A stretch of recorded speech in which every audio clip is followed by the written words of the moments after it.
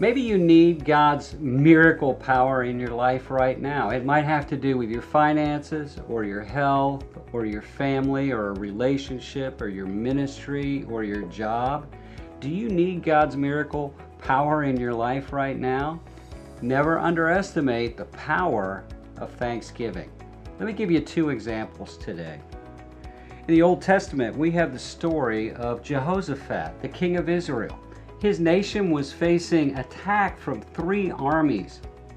He was fearful and wondering what to do. He sought God for a plan, and God gave him a plan, a unique plan, a weird plan.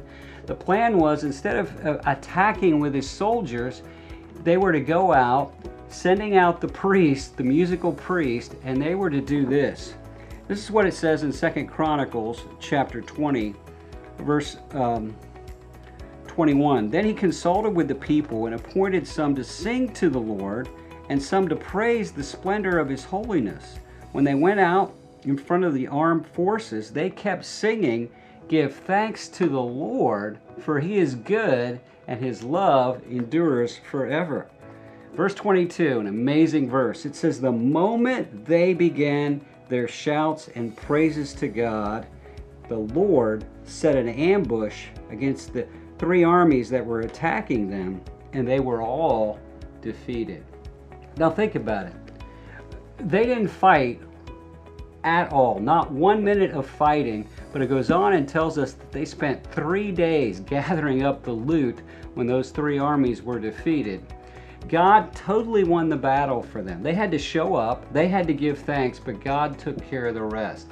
Never underestimate the power of God to defeat our enemies for us. Are you facing a situation in your health or your job or a person or your ministry?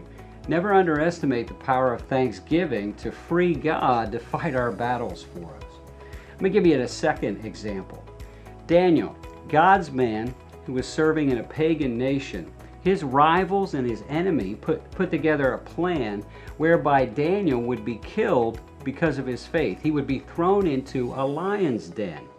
Now, the scripture is very powerful, a very simple, often forgotten verse. In Daniel chapter 6 and verse 10, it says, "When Daniel learned that the document had been signed, he went to his house. The windows in its upper room opened towards Jerusalem, and 3 times a day he got down on his knees, prayed, and gave thanks to God, just as he had done before." How did he respond to this threat? He responded with thanksgiving. Let me encourage you to never underestimate the power of thanksgiving. You know the rest of the story. Daniel was thrown in the lion's den. Thanksgiving doesn't necessarily always deliver us from our problems, from facing them, but it does mean that God goes with us. God sent an angel to protect him from the lions. He came out alive and was promoted above his rivals and his enemies. Never underestimate the power of thanksgiving. Where do you need the power of thanksgiving? Where do you need the power of God in your life? Is it your health or your family or your finances or your ministry? I want to encourage you. Do as Daniel did 3 times a day, today and the rest of this week. Pause.